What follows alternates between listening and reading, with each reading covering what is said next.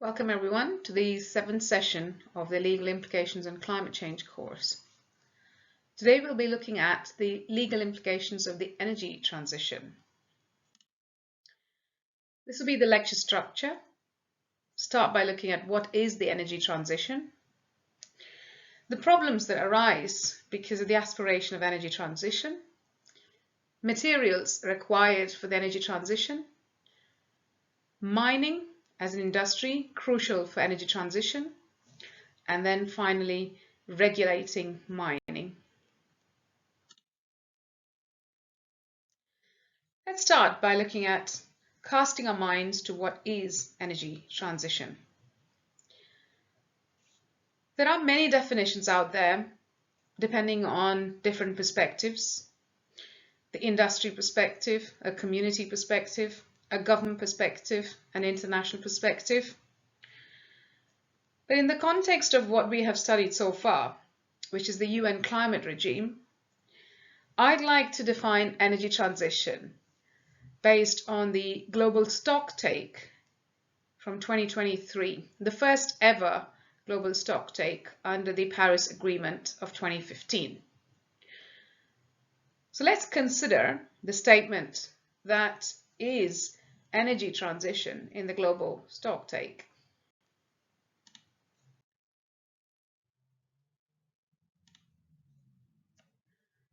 Part 28 talks about this. So the state parties to the 2015 Paris Agreement recognize that there is a need for deep, rapid, and sustained reductions in greenhouse gas emissions in line with the 1.5 degree goal that is set out in Article 2 of the Paris Agreement. So let's just consider this part of Section 59 and focus on these three words: deep, rapid, and sustained reduction in greenhouse gas emissions. So the stocktake is about taking stock of how the greenhouse gas emissions reductions have been achieved by the state parties up until now. So there is a recognition that the parties have reduced their emissions. But going forward, there's a recognition that this has to go up a gear or two. So the GHG emissions reductions have to be deep. It has to be across the board. We have to take more actions. We have to take more of effective action. So it has to be deep. It has to be rapid.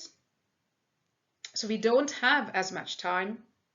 We have to quicken the pace at which we are reducing GHG emissions. And it's there to stay. There's no time limit on how fast and how deep we need to. We have to keep going fast and keep going deep. So all of this has immense ramifications for global economic, global social development. So having recognized this as a foundational thread that runs in energy transition, the call is for global efforts. Every country has to take the efforts for energy transition, but it has to be determined, coming from itself, nationally determined manner. Has to take into account how the Paris Agreement would like this to be achieved. So remember, we are not just looking at energy transition, but we are looking at just energy transition. So states have sovereign ability to determine how they deep, rapid, sustained reductions are made. But at the same time, they also have to take into account the human rights, the welfare issues, and the environmental protection issues, which is what makes up a just transition. So these are all the fundamental threads that run through how parties to this Paris Agreement have to move forward from 2023 onwards. Now we get a breakdown of it. Tripling renewable energy capacity globally, doubling the global average annual rate of energy efficiency improvements by 2030. Now we're getting interim dates as well, not just 2050 for 1.5, but we're getting 2030. Accelerating towards the phase down of unabated coal power. Now we're starting to get different components of the deep. We're looking at renewable energy, we're looking at energy efficiency, now we're looking at how coal power has to be turned down. Accelerating efforts towards global net zero energy systems. So looking at coal, renewable, all holistically. Utilizing zero and low carbon fuels well before or around mid-century. So we need to quicken the pace there. Transitioning away from fossil fuels in energy systems in a just and orderly and equitable manner. Accelerating action in this critical decade so as to achieve net zero by 2050 in keeping with the science. So you see the notion of just energy transition coming through in 28D. And for the first time, the mention of fossil fuel as part of the energy system and the consideration of fossil fuels now becoming transition fuels. Accelerating zero and low emission technologies, including renewable, nuclear, abatement, removal technologies such as CCUS, particularly hard to abate sectors, as well as low carbon hydrogen production. So many of the recognized items of energy transition in the industry being named here. And also the push for addressing hard to abate sectors. Everyone has to play a role. The unavoidable emissions have to be reduced hugely. Accelerating and substantially reducing non-carbon dioxide emissions globally, including in particular methane emissions by 2030. So the focus on a different and a very powerful greenhouse gas, which is the methane. Accelerating the reduction of emissions from road transport on a range of pathways, including through development of infrastructure and rapid deployment of zero and low emission vehicles. So here there is a recognition of the role of government to put in place infrastructure. It's not enough if we have a lot of electric vehicles, but we also need charging points. Phasing out inefficient fossil fuel subsidies that do not address energy poverty or just transitions as soon as possible. So a direct attack on the subsidies. So apart from subsidies that address energy poverty or any other justified exception under just transition, fossil fuel subsidies have to go, and they have to go as soon as possible. We've had them long enough, is the message. Okay, so that's the global stocktake. We know what we need to do, so let's get going with it. But what's the problem? We've got two perspectives here. Two documents coming from two different angles, producing different views. One is IRENA, a document produced by the International Renewable Energy Agency. This is an annual document that's produced on the energy transition and the outlook for energy transition. And this is the 2023 outlook. The message here is there's abundant materials available for the energy transition. A book that's going to be published in a couple of days is The War Below: Lithium, Copper, and the Global Battle to Power Our Lives.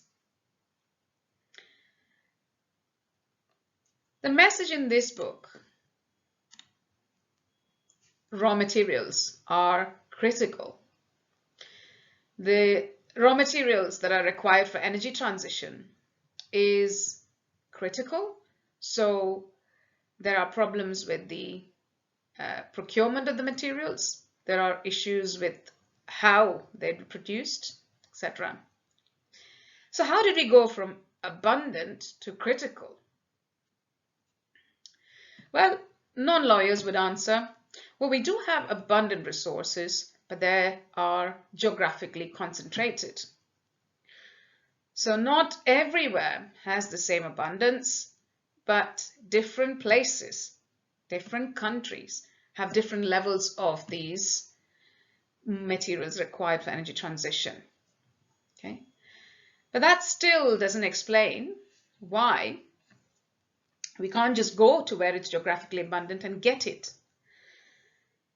So in many ways, the reason why we move from abundant to critical is because of some foundational legal rules, in a way that create a very nice problem.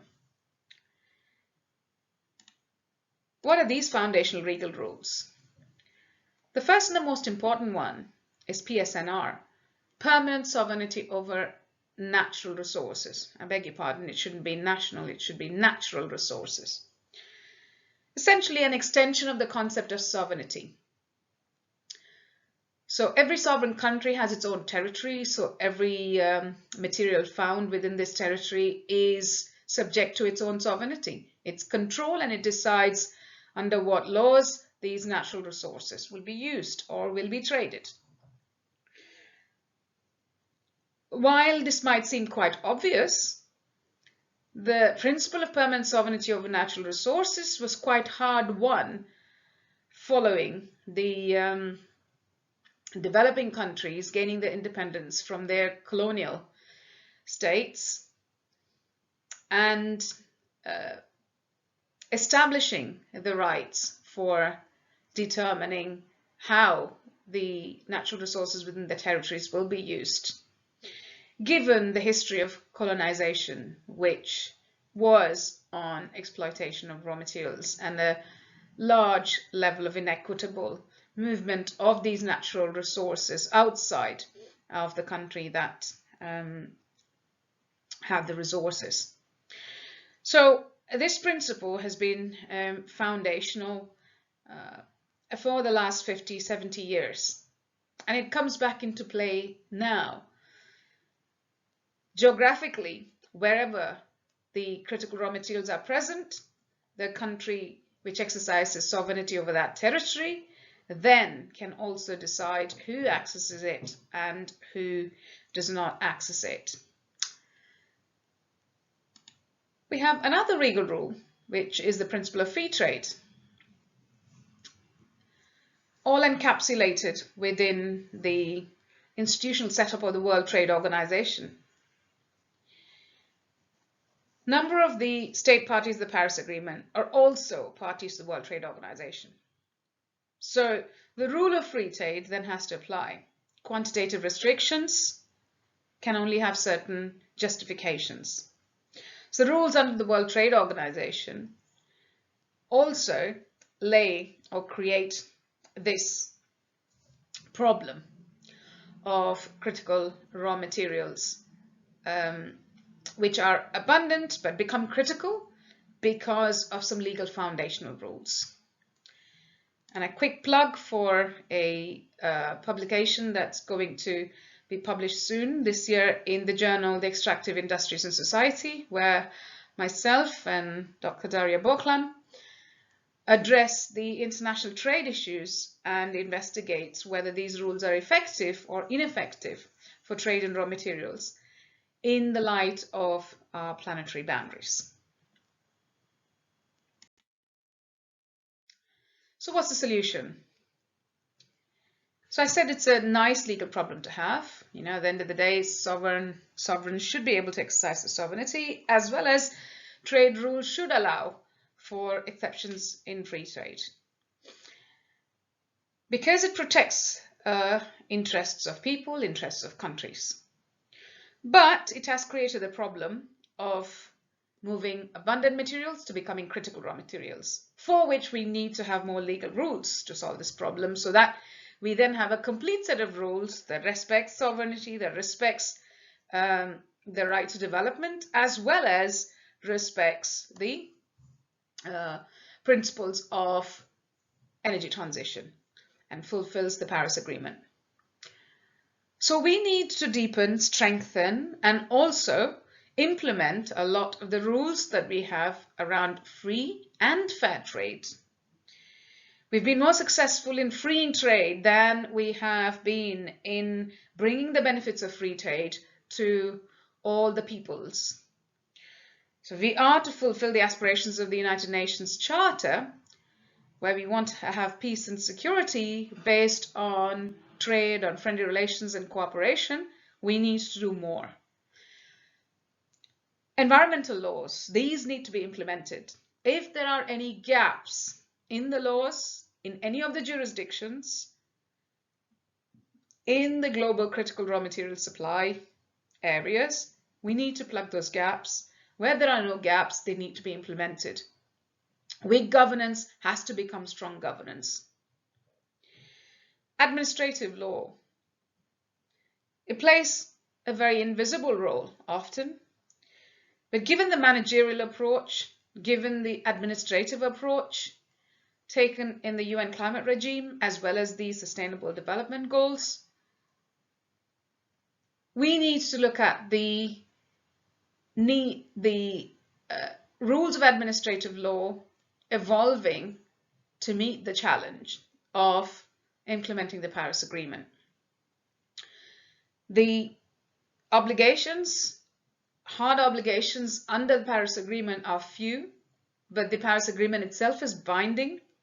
So the nationally determined contributions by states is required. Rules around transparency, around good quality data, all of these are regulated through administrative law, and we need to see where we need to strengthen this in the context of the energy transition. And then finally, legal pluralism.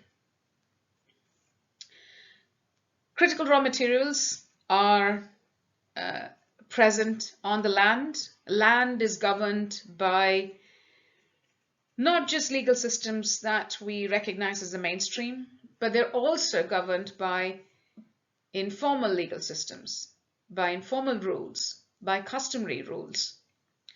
So the necessity of recognizing legal pluralism and ensuring that legal pluralism provides solutions for disputes on land, for use of land, land use change, etc., is quite essential.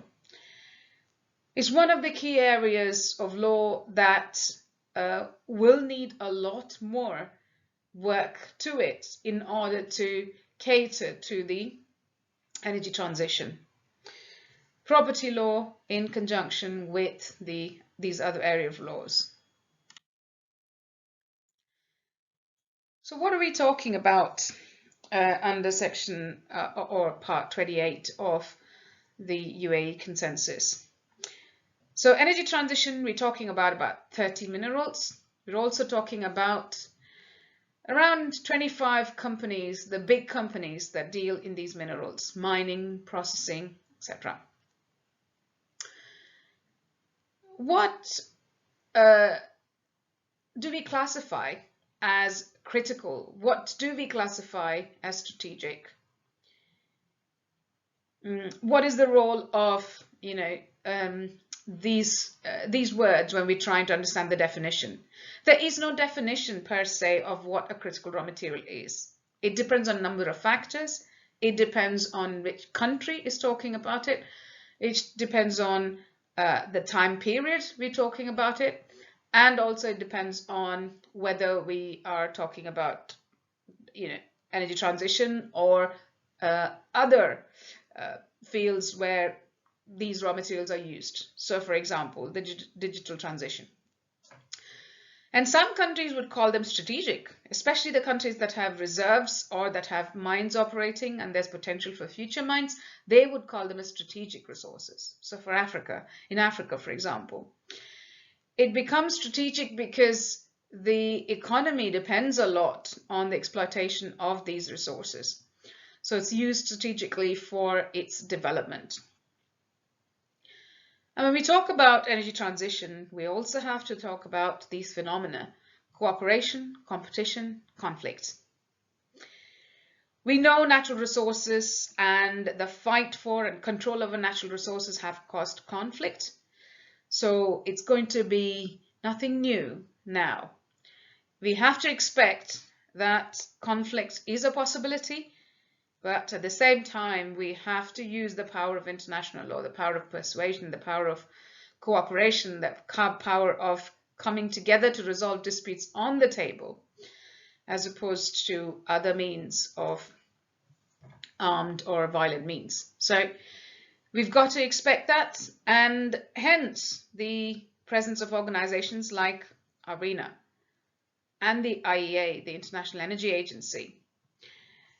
It's a place where countries can come together for multilateral interaction, for engagement, for sharing knowledge, for cooperation, for technology transfer, etc., in the hope that we don't go down the route of conflict.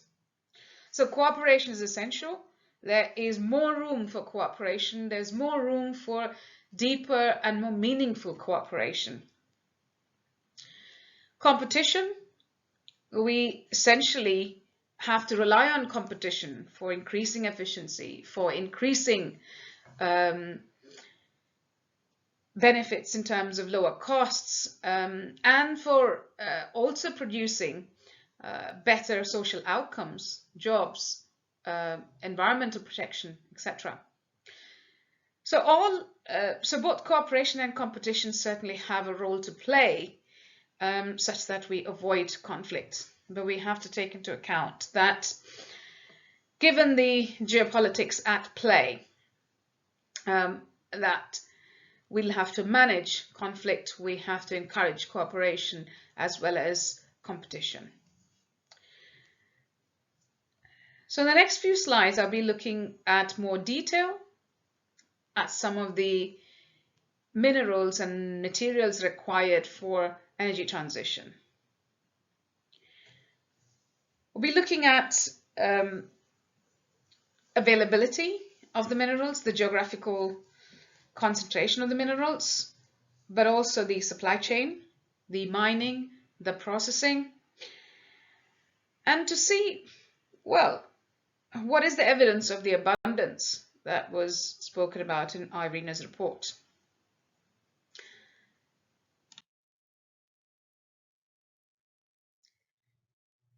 So critical raw materials: lithium, copper, cobalt, nickel, and a group of materials called rare earth elements, REE. Most notably, neodymium and dysprosium. So let's look at what we have as a current supply and where the projected supply is for 2050, so that we can meet our 1.50 target. Copper, 30 million tons by 2020. We will be ramping that up to 50 to 70 million tons. Energy transition is a key part of the future demand. Nickel, as of 2019, 2.54 million tons, moving up to 5.5 to about 8 million. It's essential for stainless steel. It's also essential for batteries as well. Lithium, 0.4, huge leap to 2 to 4 million tons. Cobalt, from 0.1 to 0.5 to 0.6, another huge leap. A testimony to where the policy is going and where the industry is following the policy in production of batteries, electric vehicles, and the transport sector. Neodymium, from 0.03 to 0.2 to 0.5. Again, another leap, because it's required for permanent magnets that goes into wind turbines, into electric motors for electric vehicles, etc. And a point to note is the notion of circularity. In copper, we already get 8.5 million tons from recycling copper, and 21.5 million tons is produced as a virgin material.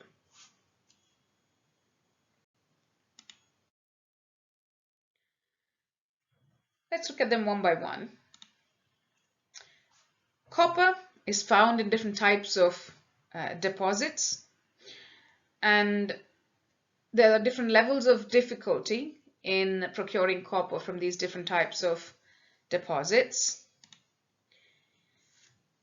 Do we have enough of it?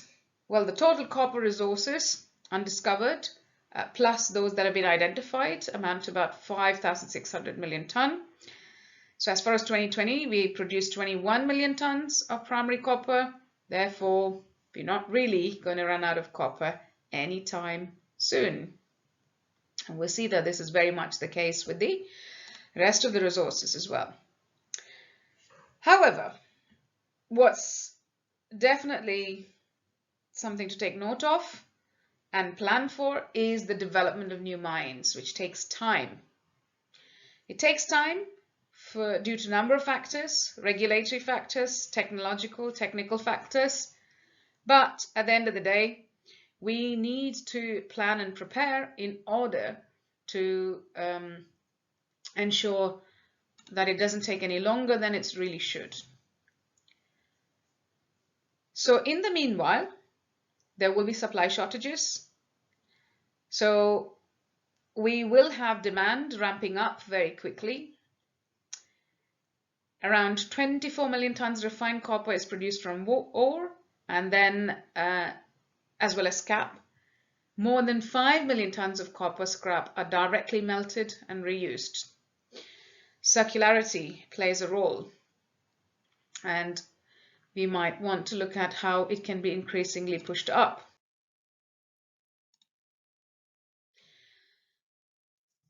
The copper concentration in these deposits has been declining over time. Processes such as leaching have emerged as a new technology for treatment of low-quality ores as well as tailings. And this now amounts to 16% of the global refined copper production.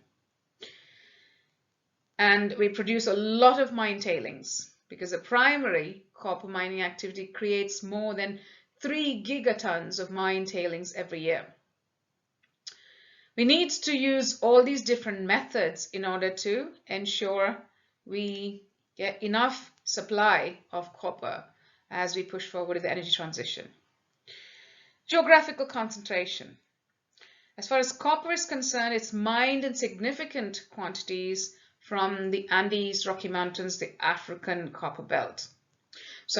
It's significantly present in these areas. Whereas Chile amounts to a quarter of today's total world primary production. You start forming a picture of where these producers are. If you take China in 2019, it accounted for less than 10% of world copper mining, but it accounted for 39 to 50% of the copper processing. And China is also the largest market for copper. So the issue is the geographical concentration of processing is present. It's more pronounced than the geographical concentration on the mining side.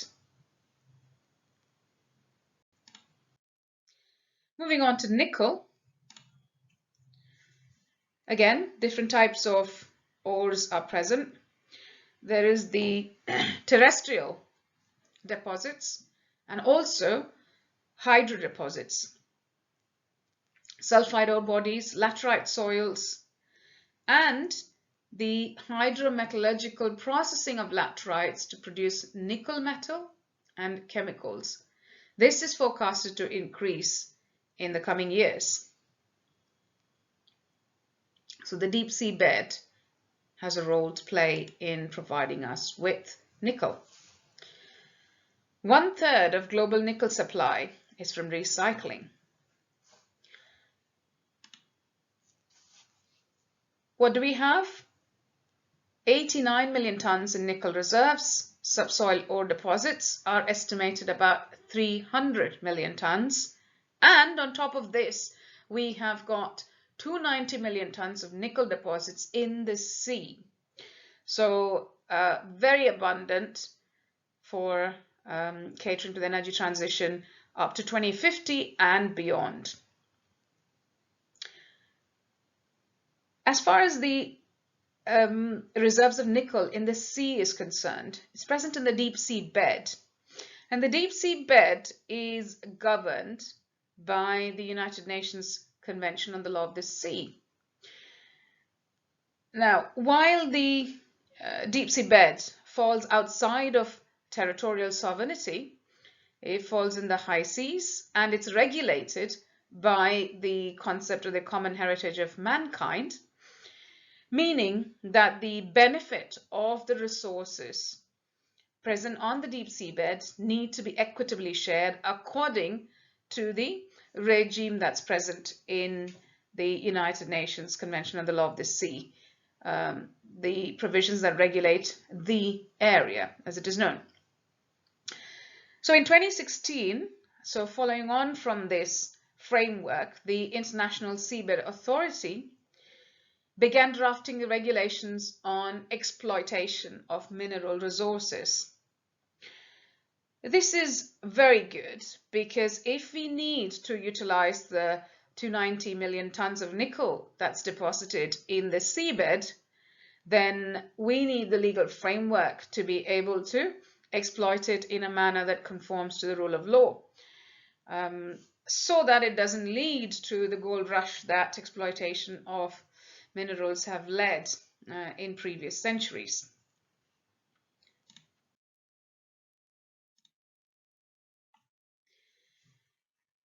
Where are the main nickel producing areas? Southeast Asia and Oceania. This region produces more than 62% of the global supply as of 2019. The single largest producing country is Indonesia, and we expect new mines to be operational and running until 2025. Indonesia and Australia are the countries where the new mines will operate. As far as the processing is concerned, as of 2019, China and Indonesia accounted for half of the global refined production. Indonesia, the refining activities are negligible until 2016, but in 2019 it had become the second largest nickel refiner worldwide. There's a need for nickel as it goes into lithium-ion batteries, and this is now pushing the demand up for nickel. Not just stainless steel, which has been the traditional space where nickel has played a role. Lithium. The production of lithium comes from brine-based resources as well as ore-based resources. And the reserves that we have, 17 million tons and 80 million tons, are spread around in Argentina, Bolivia, Chile. This forms the nickel triangle, the lithium triangle of countries. And the remainder of the spodumene ore-based deposits are in Australia, Canada, China, and the United States. Of interest to note is the state of Bolivia, where there are lithium deposits, but they have not been exploited as much. Argentina and Chile certainly are ahead. The other point to note about Bolivia is the legal pluralism in its legal system that is evident even in the title of its state. It's the plurinational state of Bolivia. unusual title. We hear of republics, we hear of kingdoms, but a plurinational state, a recognition of legal pluralism, is quite distinct here in Bolivia. So Bolivia is home to a number of different indigenous populations, and the name is reflective of that, and it also reflects the rules that operate within the state.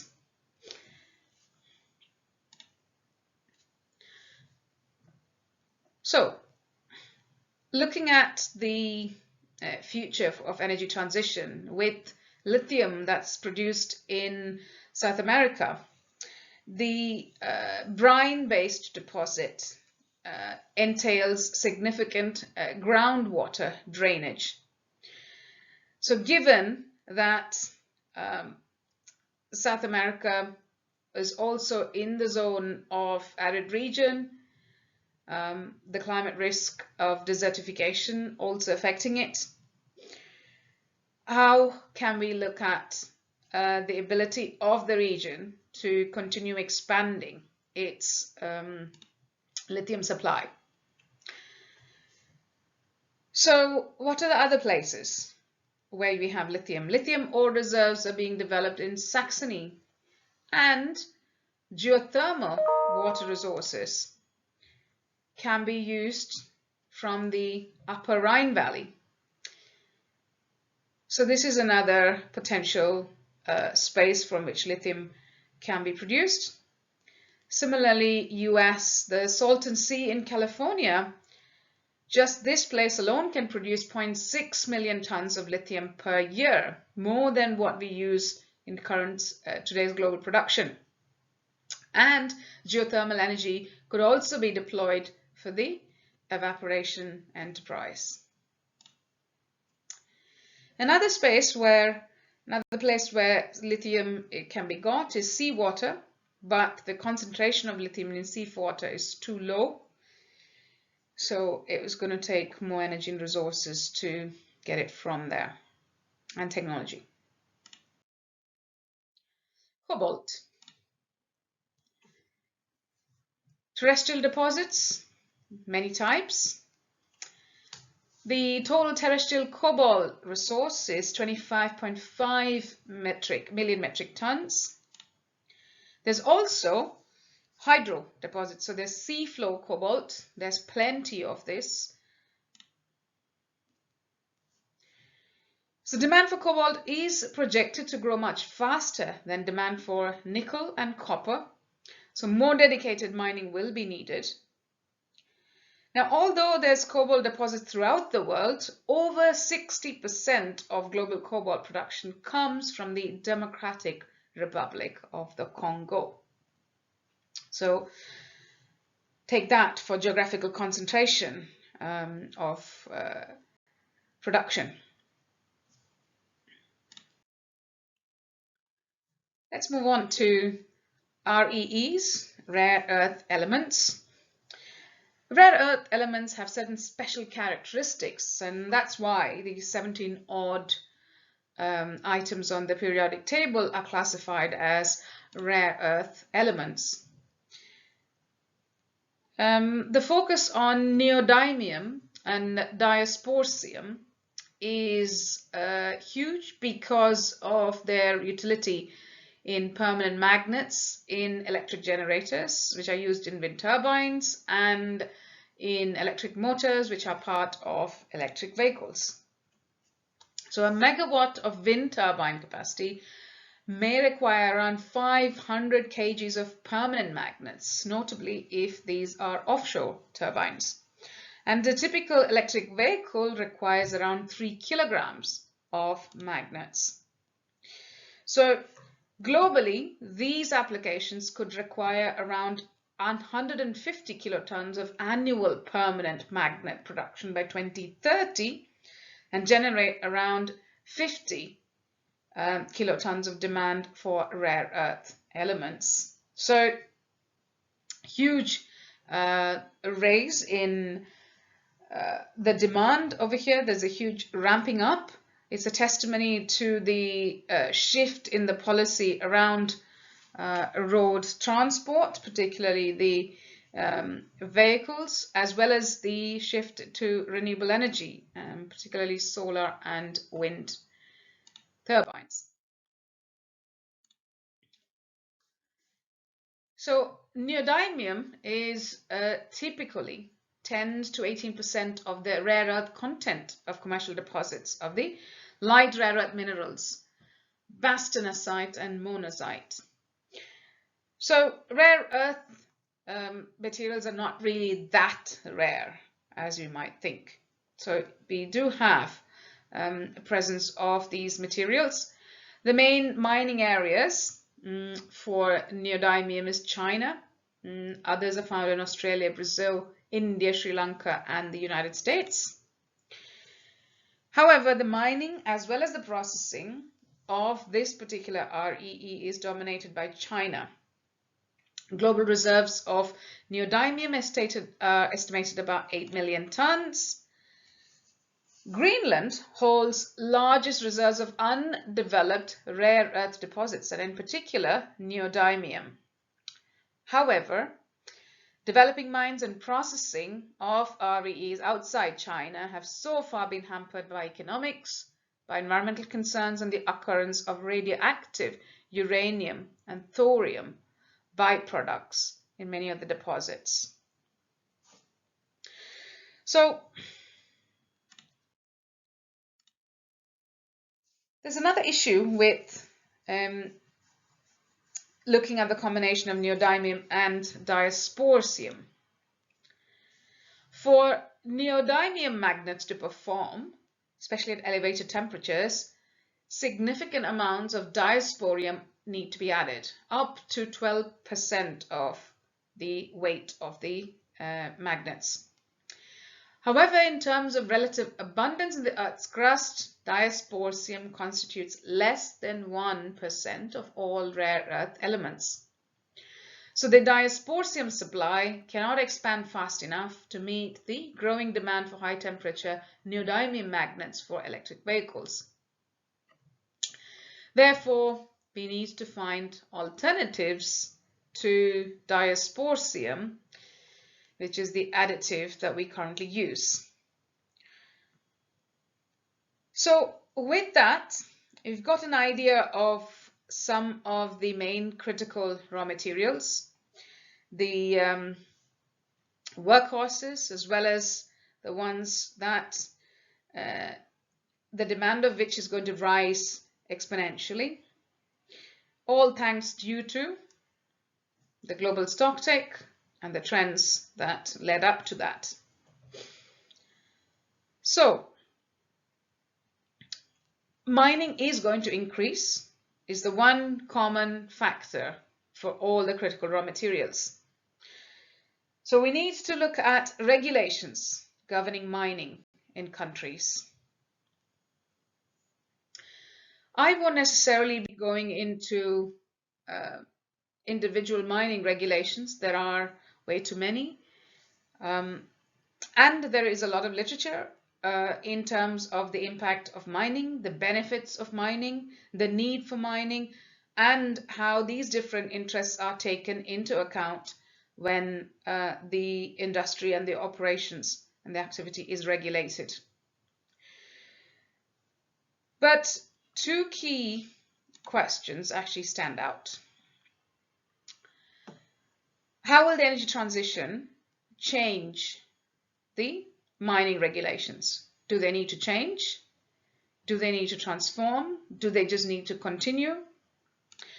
Well, from a social point of view, because of just energy transition, which is an imperative, the supply chains are now becoming more value chains, meaning that the value that is produced from the material that is mined also needs to be a part of the place that is mining it. So it shouldn't, the place that is mining it, the people that are involved in mining it, the communities that are impacted by the mining of it, should not just be suppliers, but they should also gain value from the product that they are helping produce. So all of the supply chains have to become more deeper value chains right from the start and bring benefits more equitably and equally across the supply chain. And then regulations governing mining, environmental regulations apply. But what are the new environmental challenges or the increased environmental challenges, and what are the governance processes required to implement regulations in mining in this context? And from an industry perspective, converting from supply chain to value chain might not hurt companies very much, might not make a dent so much in their profits or their bottom lines. Processing shifting to local or to developing countries is not so much of an issue.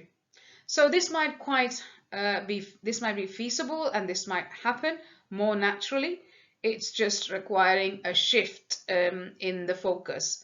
So the regulations that might shift this focus and require value chains to be created where the product is being produced might be more digestible and therefore might come into existence better and quicker. Whereas to comply with environmental regulations, let's say more tighter environmental regulations, then we might need to deploy different types of technologies. We might have to deploy technologies that don't exist or that are more expensive to deploy. So that might have an impact on how the company spends to produce this material. And as a result, products may become expensive. So given that these are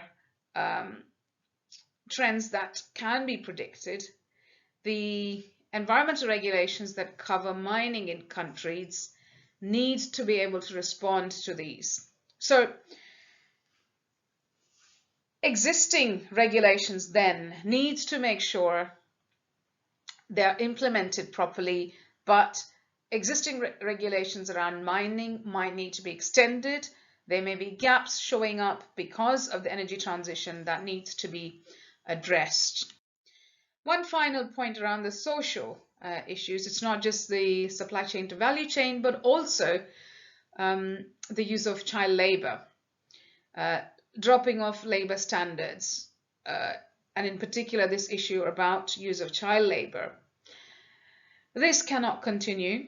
This will not amount to a just transition. This needs to be addressed. There are also issues of weak governance, so corruption, non-enforcement, these still persist. But in the era of energy transition, because of the spotlight that has been thrown more on the supply countries or the supplying countries, the production countries, as well as the processing, these issues may get more international exposure. So there may be more opportunities to address the legal framework and the governance around these issues.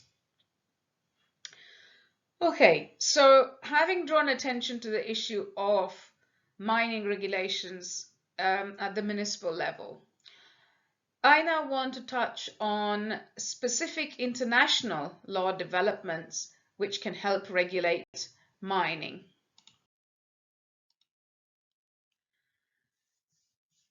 There are a number of voluntary standards, and these span across different jurisdictions. So transnational corporations espouse voluntary standards, but the question is, are the voluntary standards enough? This is an enduring theme: regulation versus self-regulation.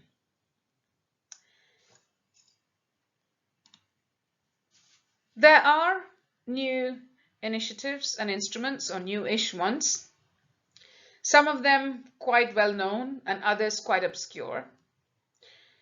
The three of which I think are very important in the context of regulating mining at the international level. The UN Business and Human Rights guiding principles. The United Nations Sustainable Development Goals framework. The voluntary guidelines on governance of tenure on land, forests, and fisheries. Should be responsible governance of tenure. And certainly, there's also improvement that can be made in instruments that regulate or that amount to self-regulation of the corporate sector involved in mining. These are private voluntary standards. There are a number of industry standards, one each even for every critical raw material. But it would be good to push ambition up by looking at the differences between these voluntary standards, harmonizing them with the highest ambition. So let's look at the 3 different international non-binding instruments in more detail.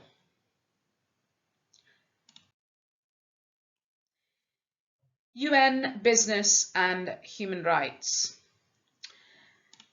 The full title for this, the United Nations Guiding Principles on Business and Human Rights. So this is an innovation in international human rights law, but the concept of human rights obligations on businesses is a innovation on the international law framework that we have. So drawing on the notion of personhood as is found in public international law, states are recognized as the key subjects or persons in international law, and that on a sliding scale, other entities have some recognition of personhood, and businesses fall in that category.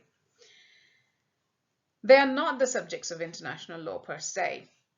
However, the UN Guiding Principle on Business and Human Rights lays a foundation for bringing them into the fold of obligations of human rights. So what does it do? It is the most authoritative and widely adopted set of principles for responsible business. It came about in 2011. What it does is it addresses governments as well as companies. The idea is that companies have or undertake to do certain activities which amount to identification, prevention, mitigation, and remedying of any actual or potential human rights abuses. So this is a way of bringing the companies into the framework of human rights. Incidentally, the way mining businesses have been conducted have been one of the reasons why the guiding principles came about, to bring about better mining practices and to ensure that there is a framework within which any harm that's caused can be questioned and brought into light. Now, some developments that adopt the UNGP is worth mentioning in the context of critical raw materials.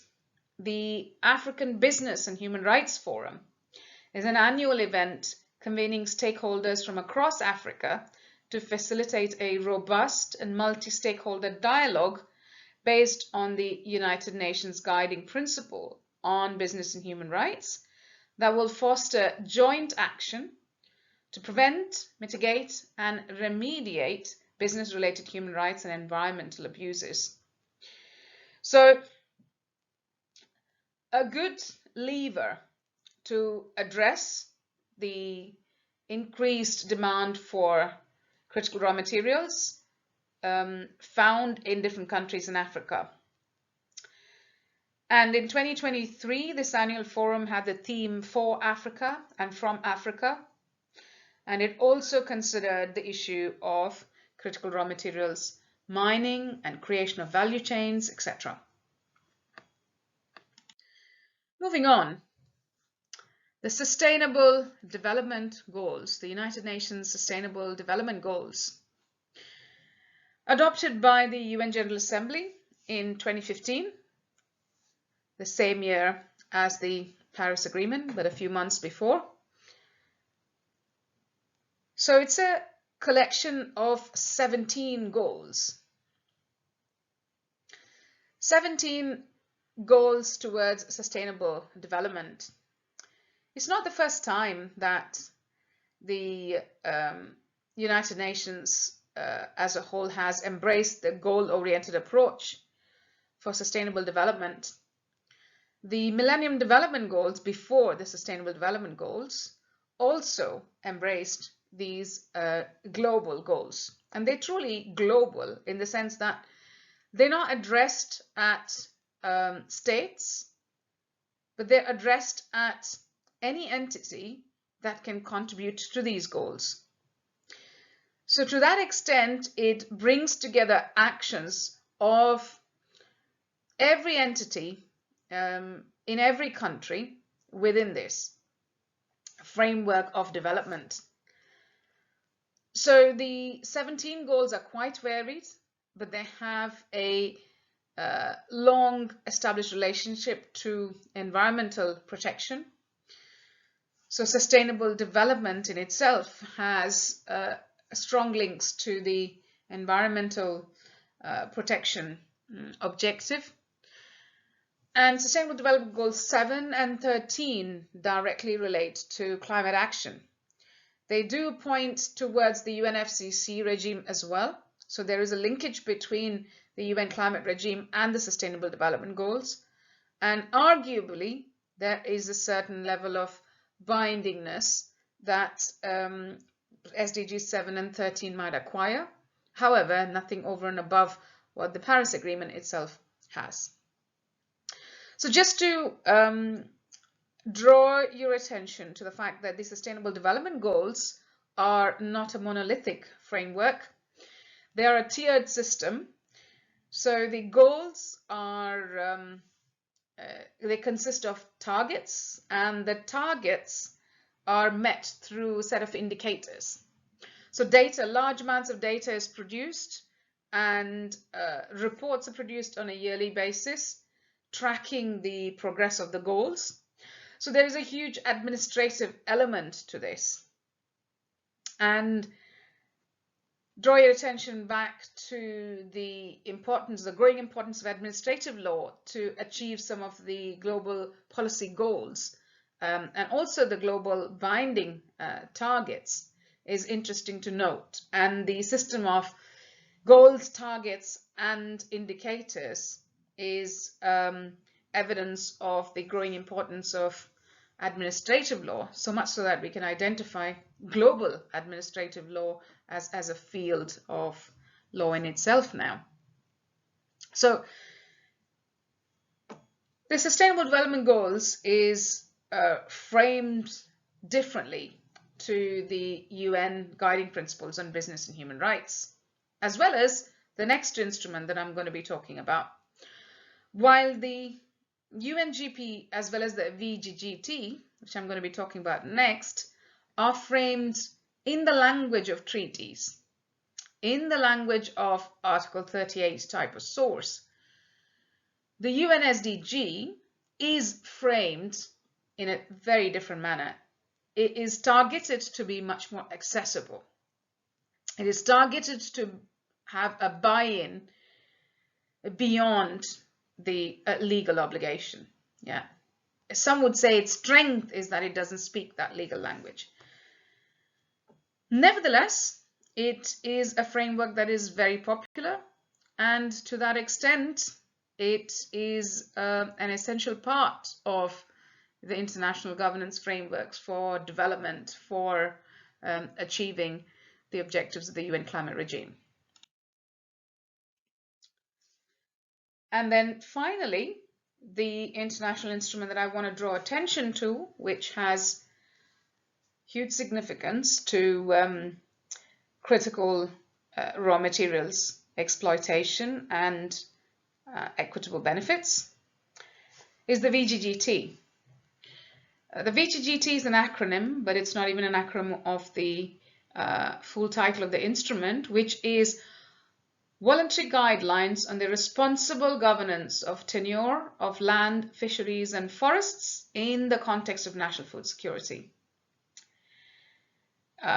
This is a instrument that's come about from the Food and Agricultural Organization, a specialized agency of the United Nations. And the VGGT came about from a very ground-up approach. The movement for food sovereignty very much drove action for formulating the VGGT.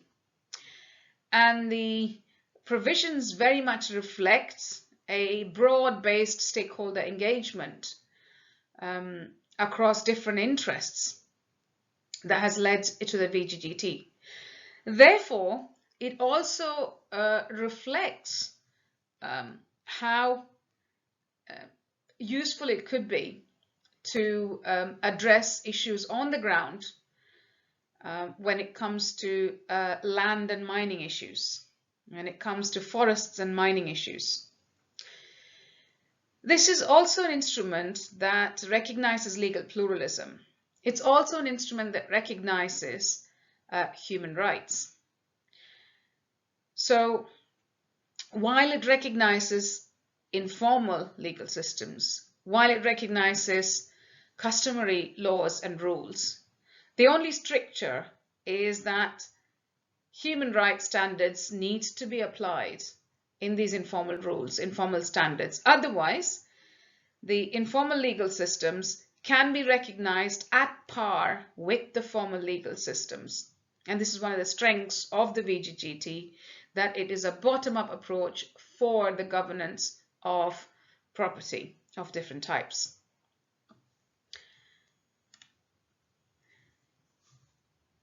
This is internationally negotiated, and the main idea is to improve land governance.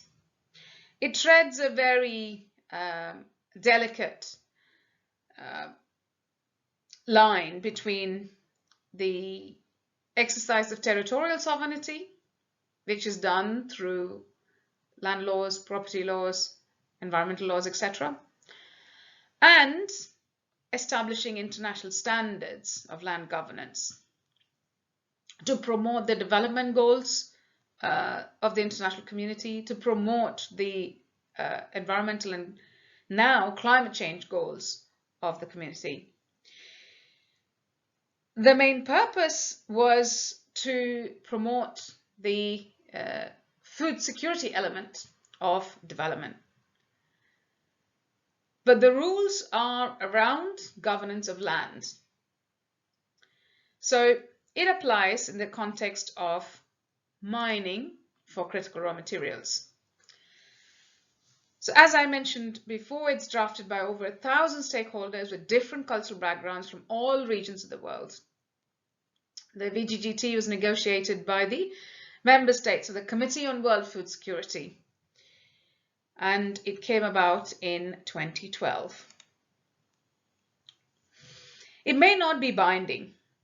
However, the rules in VGGT are being applied directly or indirectly to a number of development projects, all of which is worth around $1.6 billion US.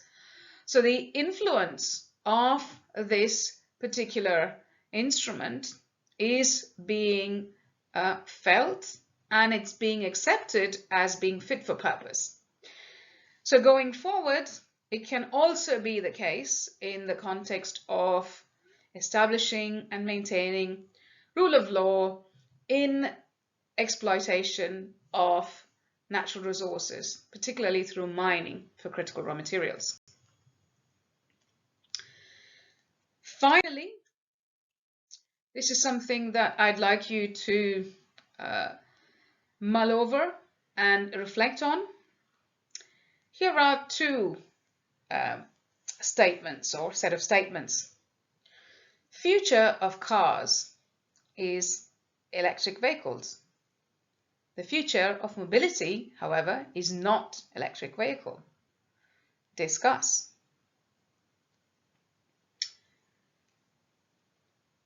So you can think along the lines of, if we must have cars, then we replace our existing diesel and petrol cars with electric cars. However, we need to go beyond that and look at cars as an instrument of mobility, which they actually are. But we generally tend to forget it. Yes, we should have a car. We should have a car.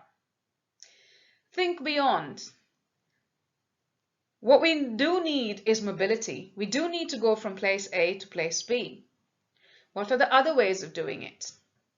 So within that context, what are we